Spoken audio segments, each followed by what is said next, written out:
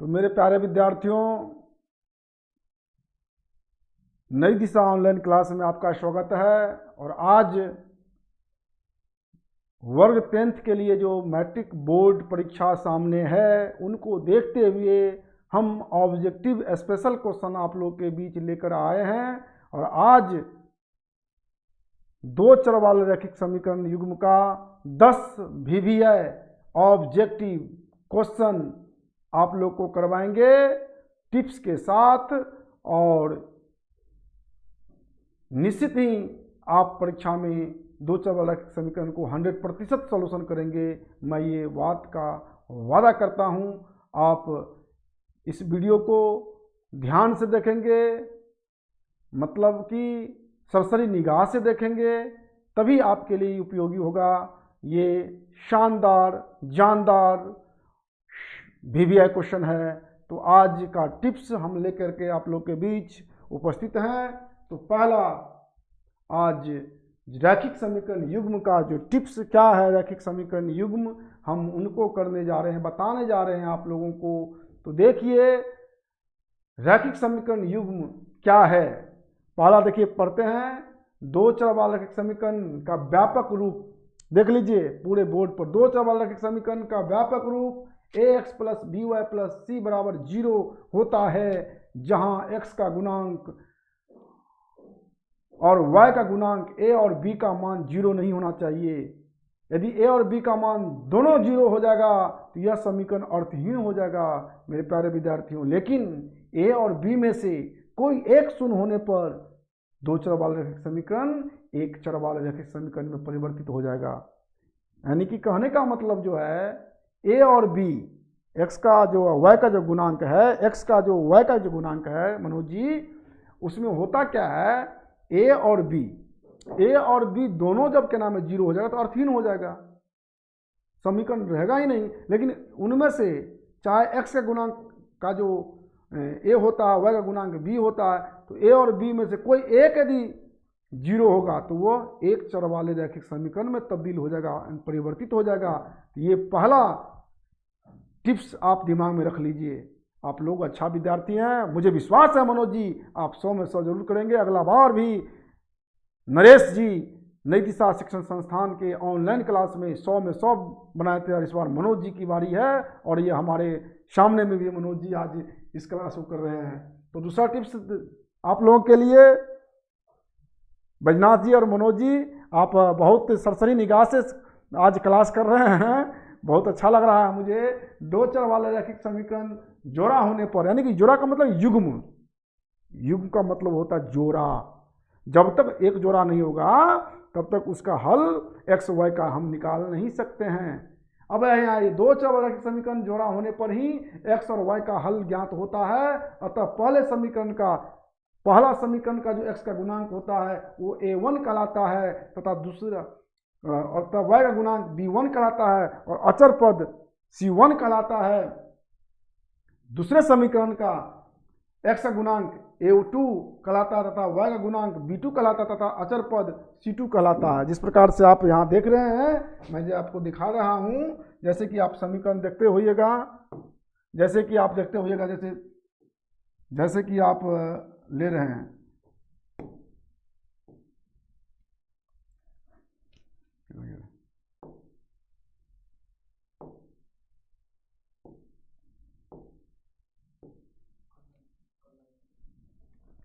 देखिए थोड़ा मिस हो रहा है,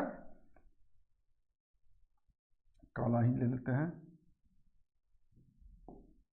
अब देखिए जैसे कि आप 4x प्लस मान के चलिए 5y बराबर 11 मान लीजिए समीकरण एक हुआ। जैसे कि इसी प्रकार 4x - 7y बराबर 13 ये समीकरण 2 हुआ।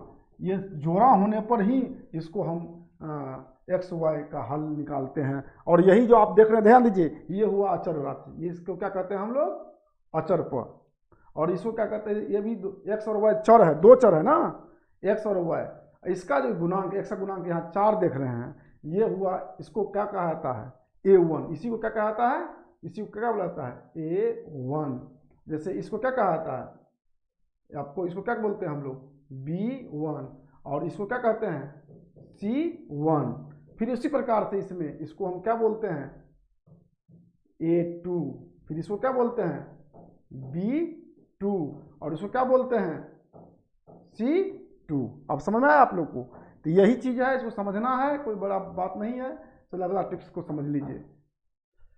दो चर वाले रैखिक समीकरण युग्म में जब A1, थोड़ा टैपिंग में थोड़ा ये हुआ है, आप देख लीजिए, ए नीचे में होता है, जैसे A1 बटे A2 note is equal to B1 बटे B2 जब होता है, ये शर्त है अद्वितीय हल का, एक और केवल एक हल का ये शर्त है, और ये शर्त का पालन करता होगा तो एक और केवल एक हल होगा। मनोज जी समझ में आया ना? विनाश ध्यान दो, दो चर वाले रैखिक समीकरण युग्म में जब A1 बट्टे A2 note is equal to B1 B2, तो ऐसे समीकरण युग्म का एक और केवल एक हल होता है, अर्थात अद्वितीय हल होता है। यहाँ पर थोड़ा मिस हुआ है, आप देख लीजिए, अद्वितीय हल होता है, और ऐसे समीकरण का आलेख प्रतिच्छेदी रेखा प्राप्त होता है। जब हम ये ग्राफ बनाते हैं मनोज जी, ऐसे रेखा जो होता है, जैसे मान के चलिए ये एक्स अक्ष है और ये वाई, तो इस पे जो रेखा होता है तो ये कटिंग ऐसे एक दूसरे को प्रतिच्छेद करता रहता है, मान के चलिए कहीं ना कहीं काटेगा, ये ऐसा प्रतिच्छेदी रेखा प्राप्त होता है ग्राफ पर, समझे ना? तो चलिए अब नेक्स्ट सवाल चलते हैं टिप्स पर। अब देखिए, ये था अद्वितीय हल का शर्त। अब आइए देखिए, जब दो चर वाले रैखिक समीकरण युग्म में जब A1 बट्टे A2 बराबर B1 बट्टे B2 C1 बट्टे C2 हो, तो ऐसे समीकरण युग्म को हम जो है आश्रित युग्म कहते हैं, और समीकरण युग्म को आश्रित युग्म कहा जाता है। ऐसे समीकरण युग्म का आलेख संपाती रेखा होता है, अर्थात दोनों समीकरण का ग्राफ एक ही रेखा प्राप्त होता है। जैसे कि इस पर ग्राफ जैसे मान लीजिए ऐसा होगा, मान के चलिए ये ग्राफ है y अक्ष और ये है x अक्ष। मान लीजिए एक समीकरण जैसे ये हुआ, मान लीजिए कोई बिंदु यहाँ पर ये हुआ, दो बिंदु, उसी पर फिर दूसरा बिंदु भी इसी रेखा पर आएगा, दोनों रेखा का, मान लीजिए दोनों रेखा इसी दोनों समीकरण का रेखा एक ही पर प्राप्त होगा। समझ में आया कि नहीं? जैसे यहाँ पर जैसे A1 x plus B1 y plus C1 बराबर 0, उसी प्रकार से दूसरा का भी A2 plus B2 y plus C2 बराबर 0। इस प्रकार से ही दोनों समीकरण इसी पर आएंगे, समझे ना? यहाँ छूट गया x, यहाँ होंगे, ध्यान दीजिए आप, x होगा यहाँ पर। इसी प्रकार से दोनों समीकरण का एक ही रेखा होगा, इसीलिए इसको संपाती रेखा कहा जाता है, समझे? अब अगला चलिए बात को समझते हैं आप लोग, अगला चलिए इसको पढ़ लेते हैं। अब देखिए, दो चर वाले रैखिक समीकरण युग्म जब A1 बट्टे A2 बराबर B1 बट्टे B2 not equal to C1 बट्टे C2 होगा, तो ऐसे समीकरण युग्म को कोई हल नहीं होगा, एक भी हल नहीं होगा, और ऐसे समीकरण युग्म को विरोधी युग्म कहते हैं, और ऐसे समीकरण युग्म का आलेख एक दूसरे का समांतर होता है। समझ में? समांतर कैसे? जैसे देखिए, मान लीजिए कोई समीकरण है ऐसे, जैसे ये पर ये देखिए, मतलब आलेख हुआ ये मान लीजिए y अक्ष है और ये आपको x अक्ष है, तो इस पर जो जैसे समीकरण का जो आलेख होगा, जैसे ये ऐसे समांतर हो जाएगा, ऐसे एक ऐसे और एक ऐसे, दूसरे समीकरण, पहला समीकरण का ग्राफ और दूसरा का, एक दूसरे का समांतर हो जाएगा, और जब ये समांतर ग्राफ ऐसे समांतर प्राप्त होगा, और ऐसे समीकरण युग्म को हम विरोधी युग्म कहते हैं।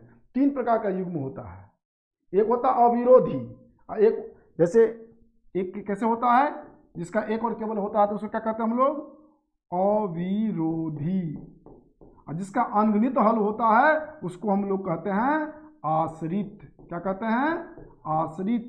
और तीसरा जो होता है वो होता है विरोधी, जिसका कोई हल नहीं होता, उसको क्या कहते हैं हम लोग, विरोधी। समझे? कोई दिक्कत नहीं ना हुआ? अगला चलिए, अब ये चीज हुआ आपको टिप्स। अब इसके बाद अगला पे चलते हैं। देखिए, एक और टिप्स हम बता रहे हैं, दो चर वाले रैखिक समीकरण जिसका व्यापक रूप ax plus by plus c बराबर 0 होता है, तो ऐसे समीकरण का लेखाचित्र खींचने के लिए कम से कम आपको दो बिंदु अंकित करना पड़ता है, जिनके भुज और कोटि अर्थात x और y का मान समीकरण को संतुष्ट करता हो। समीकरण में मान रखने के बाद जो समीकरण जो प्राप्त होता हो, जैसे आप इधर मान रखें, इधर बराबर के साइड में 5 है तो इधर मान रखने के बाद 5 आना चाहिए। यदि 0 है तो मान रख x और y का मान रखने के बाद 0 आना चाहिए। यदि 8 है तो मान रखने के बाद 8 आना चाहिए। यही संतुष्ट करता हो तो, है ना, बिंदुओं को ग्राफ पर स्थापित कर इन बिंदुओं से सरल रेखा खींच देते हैं। जैसे देखिए आप सपोज दैट अब हमको क्या नाम है ये बनाना है, जैसे ग्राफ, तो मतलब ग्राफ पर जो रेखा को अंकित करने के लिए कम से कम क्या बिंदु चाहिए? दो, कम से कम दो, अधिक से अधिक 2 3 4 कर सकते, लेकिन आपको कम से कम कोई बिंदु दो। जैसे हम यहाँ पर निश्चित कोई बिंदु मान लीजिए यहाँ पर ले लेंगे, तो इससे हम एक निश्चित रेखा क्या कर सकते हैं? ड्रॉ कर सकते हैं, खींच सकते हैं बनाने के लिए, है ना। समीकरण 1 के लिए भी 2 के लिए तभी हम हल करते हैं। चलिए अगला में चलते हैं, नेक्स्ट अब सवाल की ओर। अब एक थोड़ा कुछ बता देते हैं आपसे। देखिए जैसे होता क्या है, देखिए ध्यान दीजिए, जैसे आप ध्यान दीजिए, ये एक प्रकार से ये होता है, ये देखिए आप बताइए आप लोग इसको हम क्या कहते हैं? यदि ऐसा एक दूसरे समांतर रेखा प्राप्त हो उसको कैसा कहते हैं? कौन सा युग्म कहते हैं? इसको कहते हैं हम लोग विरोधी युग्म। यदि इस प्रकार का प्राप्त हो, एक ही पर, इन पर भी दोनों और इन पर भी दोनों, इसको क्या कहते हैं? संपाती रेखा, अनंत हल होगा, इसको कहते हैं हम लोग आश्रित युग्म। और जब ऐसे ध्यान दीजिए और एक दूसरे को प्रतिच्छेदी करता हो, जैसे मान लीजिए एक यहाँ से गया और एक इधर से काट करके ऐसे हुआ, एक दूसरे को क्या किया है? प्रतिच्छेद किया है। ये कौन सा हुआ? प्रतिच्छेदी रेखा। यहाँ क्या है? संपाती रेखा। ये क्या हुआ? समांतर रेखा। ये क्या होते हैं इसका? अविरोधी। क्या होते हैं? अविरोधी युग्म। और ये क्या होते हैं? आश्रित युग्म। और ये क्या होते हैं? विरोधी। तो इसको समझ लीजिए और इसको समझना जरूरी है। कभी कभी पूछ देता है, ये सब ऑब्जेक्टिव में आता है, यदि किसी का ग्राफ मतलब आलेख संपाती रेखा है तो वो कौन सा युग्म है? आश्रित। यदि किसी का ग्राफ एक दूसरे के समांतर है तो कौन सा युग्म है? तो विरोधी युग्म। यदि किसी का ग्राफ प्रतिच्छेदी रेखा है तो कौन सा युग्म है? क्या होगा? अविरोधी। चलिए अब सवाल पे चलते हैं, फटाक से कर लेते हैं आज। चलिए अब आपको आ गया कि दो चर वाले एक्स वाई में रैखिक समीकरण ax plus B Y plus C बराबर 0 कितने अधिकतम हल संभव है। देखिए वास्तविक संख्याओं के समुच्चय में इनके अनंत हल होते हैं, अनगिनत हल होते हैं। और याद रख लीजिए, और क्या नाम है, प्राकृतिक संख्या के समुच्चय में इसका एक निश्चित हल होता है। तो यहाँ पर चूंकि अनंत विकल्प में है तो हम यहाँ क्या मानेंगे? अनंत हल। वास्तविक संख्या के समुच्चय में अनंत हल होता है। ये टॉपिक दिमाग में रख लीजिएगा, सेट कर लीजिए। बड़ा ये यहाँ दूसरा नंबर, x बराबर 5 का आलेख कैसी सरल रेखा होगा? x बराबर 5 दिया है, ध्यान दीजिए आप। जैसे कि आप यहाँ पर आपको यहाँ का कोई दिया हुआ, जैसे आप यहाँ पर x है मान लीजिए ये, और ये y डैश है, ये x डैश है, मान लीजिए ये आपको मूल बिंदु है, और 1 2 3 4 ये 5, पाँचवा यहाँ पर मान लीजिए 1 2 3 4 ये 5, ये माइनस वाला में है। आप देखते हैं ये रेखा आपको हो गया ये तो ये आप देख रहे हैं कि किसके समांतर है? y अक्ष के समांतर। किसके समांतर है? y अक्ष के समांतर। यहाँ से देखिए किसके समांतर है, कौन विकल्प में है? सीधा देख रहे हैं, यहाँ से खींचेंगे x बराबर में, यहाँ पर मिस हुआ है, यहाँ -5 था, देखिए यहाँ पर कर दीजिए -5, यहाँ -5 था, -5, ठीक कर लीजिए। तो क्या कौन होंगे? y अक्ष के समांतर। यदि प्लस रहता ना तो x अक्ष के समांतर होता। चलिए यहाँ पर आपके क्वेश्चन में देखिए आप, ये आंसर क्या होगा? B number. आप लोग को क्वेश्चन को देख लीजिए। अब चलिए अगला तीसरा, यदि समीकरण x माइनस 5y बराबर 2, 6x प्लस 2y बराबर 7 के कोई हल ना हो, क्या कह रहा है, कोई हल ना हो, तो क्या नाम है, के का मान क्या होगा, कोई हल नहीं का शर्त लिखना है, कोई हल नहीं। पहले सबसे पहले लिख लीजिए समीकरण है क्या क्या। तो सबसे पहले यहाँ पर समीकरण है के एक्स माइनस 5y बराबर 2, ये पहला समीकरण है। फिर दूसरा समीकरण क्या है, 6x, ये लिखना नहीं, आपको समझाने के लिए ऐसा कर रहे हैं, लिखना लिखना नहीं है, ये सबको डायरेक्ट करके करना है। ये दूसरा समीकरण है। तो हमने बताया था पहले समीकरण को क्या कहा था, यहाँ पर a1 कितना है के, यहाँ पर b1 कितना हुआ -5, बोलिए आप लोग देखिए थे, c1 कितना हुआ 2, यहाँ पर a2 कितना हुआ 6, कोमा b2 कितना हुआ 2, यहाँ देखिए बराबर b2 बराबर कितना 2, अब कोमा c2 कितना है 7, ये सब लिख लिए। अब यहाँ ध्यान देना है हमको कि शर्त कोई हल नहीं का शर्त, कोई नहीं हल का शर्त क्या होता है, आप जानते हैं a1 बटे a2 बराबर b1 बटे b2 note is equal to c1 बटे c2, होता है कि नहीं होता है, ध्यान से देखिए। अब यहाँ पर हमको लेना है, यहाँ पर मान भर दीजिए, सबका मान भरिए। a1 कितना है k बटे 6, b1 कितना है -5 बटे 2 नोट इजकल टू 2 बटे 7। आप इसका यदि हम इन दोनों को लेकर चले तो ये दोनों ले लीजिए तो कितना हुआ, जैसे तो k बटे 6 या कर चिन्ह लीजिए बराबर कितना -5 बटे 2, 2 का 2, 2 तिया 6, तो या k बराबर कितना हो गया 5 तिया 15, -15 किसमें है -15, डी नंबर, ये होगा। चलिए अगला क्वेश्चन करते हैं फटाक से, समझ में आया, देखिए उधर उधर ध्यान मत भटकाइए, पूरे सरसरी निगाह से देखिए। अब अगला देखिए,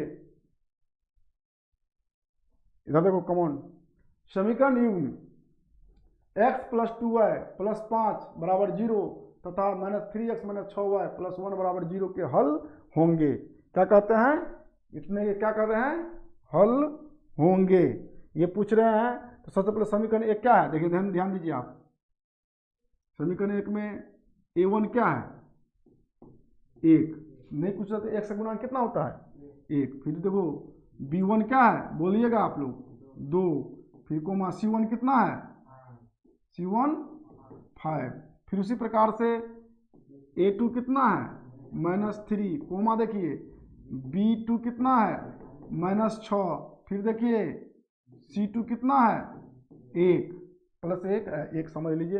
अब यहाँ पूछ रहा है आपको कि कितने हल होंगे, तो इसको चेक करके देखेंगे शर्त पर।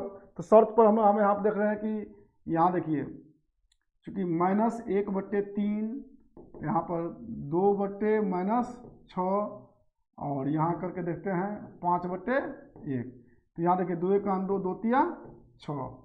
अब यहाँ हम देख रहे हैं, देख लीजिए कि -1 बटा 3 बराबर -1/3, यहाँ तो बराबर इसके बराबर नहीं है, नोट इक्वल टू 5 बटा 1, यानी कि ये दोनों आपस में बराबर है और ये बराबर नहीं है। देखिए यहाँ पर, यहाँ का देखिए, अब ये शर्त हम आपको लिखाए हुए हैं कि a1 बटे a2 बराबर b1 बटे b2 note equal to c1 बटे c2 हो तो इसका कोई हल नहीं होता है। क्या होता है, ये किसका शर्त है, कोई हल नहीं, कोई हल नहीं। विकल्प में देखिए किसमें विकल्प है कोई हल नहीं, सी में, इसका आंसर क्या होगा सी आंसर। चलिए फटाक से अगला क्वेश्चन करते हैं, समझ में आ गया ना, कहीं दिक्कत है तो पूछिएगा आप। चलिए अगला, के किस मान के लिए, अगला क्वेश्चन आइए, के किस मान के लिए समीकरण निकाय 2x प्लस 3y बराबर 5 4x प्लस ky बराबर 10 के अनंत हल होंगे। ये सवाल भी काफ़ी बार आया हुआ है, अच्छा क्वेश्चन है। उसी प्रकार से हम इसको भी लिखेंगे। a1 आप लोग बताइए, a1 कितना है यहाँ 2, कोमा b1 कितना है 3। हमने बताया था पहले समीकरण का वर्ग गुणांक b का 1 कहलाता है, फिर यहाँ कोमा C1 कितना है 5, फिर उसी प्रकार चलिए A2 कितना है 4, कोमा B2 कितना है K, फिर C2 कितना है 10। फिर उसी प्रकार से हम लोग यहाँ ब्लैक बोर्ड का मतलब स्मार्ट बोर्ड को देखिए, ब्लैक बोर्ड नहीं है स्मार्ट बोर्ड है। अब यहाँ देखिए क्योंकि हम ऑफलाइन में थे तो ब्लैक बोर्ड हमको याद है अभी, खाली अभी तो चलेगा ही सब। अब हम यहाँ पर अनंत का शर्त लिखेंगे, अनंत अनंत हल का शर्त। देखिए सरसरी निगाह से देखिए, अनंत हल का शर्त हम आप लोग को बताए हुए हैं, A1 बटे A2 बराबर B1 बटे B2 बराबर C1 बटे C2, आपस में बराबर होते ना। अब यहाँ देखिए कर दीजिए, मान भरिए, 2 बटे 4 बराबर 3 बटे K बराबर 5 बटे 10। चाहे इसको लिख दिए चाहे इनको लीजिए, तो हम इनको ले लेंगे। देखिए 2 बटे 4 बराबर 3 बटे K, 2 एकान 2, 2 दूना 4, K एकान K कितना हुआ 3 दूना 6, किसमें है, या नहीं तो आप इसको भी लेकर ले सकते हैं यहाँ पर। तो हमको जब मिल गया K बराबर 6 आ गया तो हमको तो आगे बढ़ने की जरूरत ही नहीं है, 6 नंबर आ गया। विकल्प C। नेक्स्ट पे चले कि समझ में आया कि नहीं, समझे कि नहीं। चलिए अगला क्वेश्चन अब है बहुत, देखिए 4 से 5 क्वेश्चन ऑब्जेक्टिव, 6 से 5 से कम नहीं, ऊपर रहेगा लेकिन कम रहेगा ऑब्जेक्टिव, 2 चल रहे समीकरण से, समझे कि नहीं। आप लोग घबराइए नहीं, एकदम केवल बहुत शर्त को याद रखना है, डरना नहीं है सवाल से। के किस मान के लिए रैखिक समीकरण युग्म 2x - y - 3 बराबर 0, दूसरे समीकरण में चले 2kx + 7y - 5 बराबर 0 के अद्वितीय हल होगा। अब देखिए फिर हल्का क्वेश्चन है, कोई बड़का भारी बात नहीं है कोई। अब इसी प्रकार से हम A1 लिखेंगे, A1 कितना हुआ 2, B1 कितना हुआ -1, कोमा C1 कितना हुआ -3। फिर उसी प्रकार से ये समीकरण 1 का है, उसी प्रकार से A2 कितना होंगे 2k, फिर क्या है B2 कितना होंगे 7, कोमा C2 कितना होंगे -5, समझे। अब हम क्या करेंगे, तो अद्वितीय का शर्त, अद्वितीय का शर्त क्या है, A1 बटे A2 not equal to B1 बटे B2, होता है कि नहीं होता है। तो आप यहाँ देखिए क्या है, A1 कितना है 2 बटे 2k, कहीं गलत नहीं ना है सवाल में। देखिए B1 कितना है -1 बटे 7। अब ध्यान दीजिए 2 एकान 2 से कट गया, ये 2 इकाई 2। अब यहाँ कितना हुआ k बराबर, यहाँ देखिए -k बराबर हो गया 7 एकान 7, 7 इकाई 7। फिर देखिए अब k बराबर इधर चलेगा, माइनस कितना आएगा 7, ये चिन्ह जो है इधर ले जाएंगे तो -7 आएगा। -7 किस में है D नंबर में, समझने में कोई दिक्कत हुआ नहीं ना। ये क्या है अद्वितीय का शर्त, ये किसका शर्त है अद्वितीय का, अद्वितीय हल का शर्त है ये शर्त, बुझ गए, यही होता है। चलिए बढ़े आगे, चलिए समझ लिए। 7 में अचर के का मान निकाले ताकि युग्म kx + 2y बराबर 3 तथा 3x + y बराबर 1 का कोई हल नहीं होंगे। ऐसा मान निकालना है के का जिससे हम कोई हल ना हो। अब हम उसी प्रकार से इसको लिख लेंगे, पहले A1 कितना है यहाँ k, कोमा B1 कितना है 2, कोमा C1 कितना है 3, ध्यान दीजिए आप लोग ध्यान नहीं दे रहे हैं। फिर उसी प्रकार से A2 कितना है 3, कोमा B2 कितना है 1, ध्यान दीजिए y का गुणांक नहीं पूछा तो 1 रहता है ना जी, तो घबराना क्या है। C2 कितना हुआ 1। अब हम क्या निकालना, कोई हल नहीं का शर्त, तो कोई हल नहीं का शर्त लिख देंगे, कोई हल नहीं का शर्त आप लोग सभी जानते हैं, नहीं जानते तो देख लीजिए। A1 बटे A2 बराबर B1 बटे B2 note is equal to C1 बटे C2। कहाँ घर है? ध्यान दीजिए, ध्यान दीजिए। अब ये A1 कितना है?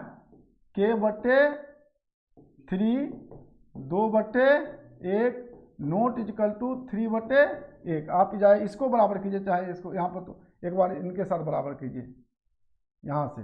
अब हम कर रहे हैं, देख लीजिए इन दोनों को लेकर के। तो K बटे 3 बराबर यानी कि 2 बटे 1 लेकर चलते हैं, या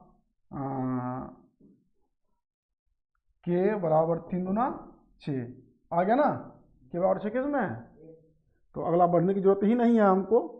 तो कितना हुआ? A नंबर में। चलिए समझ में आ गई बात? आगे बढ़ें? चलिए अब नेक्स्ट पर चलते हैं। अब आइए रैखिक समीकरण x + 2y बराबर 5 तथा 3x + y के बराबर 10 के हल होंगे। अनंत होगा क्या, अद्वितीय होगा कि कोई हल नहीं होगा कि क्या नहीं होगा, उसको देखना है। ध्यान दीजिए, आप यहाँ देखिए, इधर उधर ध्यान मत भटकाइए। हम बाहर निकल जाते हैं बोर्ड से तो कोई बात नहीं, आप लोग बाहर नहीं होना है। आप लोग को एकदम पूरे सरसरी निगाह से देखना है। थोड़ा अभी हम नए हैं, नए तो किस पर नए हैं? आपको पता है किस पर नए हैं? ये स्मार्ट बोर्ड पर नए हैं। वैसे 20 वर्षों से ऑफलाइन में था। 100 में 100 आज नहीं, 2009 में मेरा विद्यार्थी 97, 98, 99 मैथ में लाया है, और आज एक बार में SSC निकला है। क्यों? क्योंकि सरकार को रटनदार नहीं समझदार चाहिए। सफलता के रेस में आने के लिए भेष नहीं बेस चाहिए। आज भेष पर ध्यान मत दो, बेस पर ध्यान दो, और बेस पर ध्यान दोगे तो कोई भी तुम्हें पीछे नहीं कर सकता। एक न एक दिन सफलता तुम्हें हाथ लगेगा मनोज जी। चलिए अगला क्वेश्चन को ध्यान दीजिए। हमने अभी क्या बताया? जब तक रहेगा दिमाग में घुरघुरा, जब तक रहेगा दिमाग में घुरघुरा, नहीं होगा तेरा सपना पूरा। और सपना पूरा करना है 100 में 100, तो घुरघुरा को निकालिए, अभ्यास कीजिए, प्रयास कीजिए, परिश्रम कीजिए जोश जुनून के साथ, तब मिलेगा सफलता हाथ। चलिए अच्छी बात है, आप लोग अब पूरे सरसरी निगाह से अब देखने लगे हैं। अब यहाँ देखिए क्या है। तो सबसे पहले A1 कितना है? 1 कोमा B1 कितना है? 2 C1 कितना है? कितना हुआ? 5 C1 5। अब आइए पूरे उसी प्रकार से A2 कितना? 3 कोमा B2 कितना? 12 और C2 कितना? 10। अब हम सबको चेक कर लेंगे क्या है इसमें प्रॉब्लम। अब यहाँ देखिए 1/3 बराबर 2/12 5/10 करके देखिए, 2 का 2 छक्के, 2 का 2 छक्के 12। अब देखिए, अब आप यहाँ देख लीजिए क्या है, 1/3 के बराबर है ये 1/6, बराबर नहीं ना है 1/6।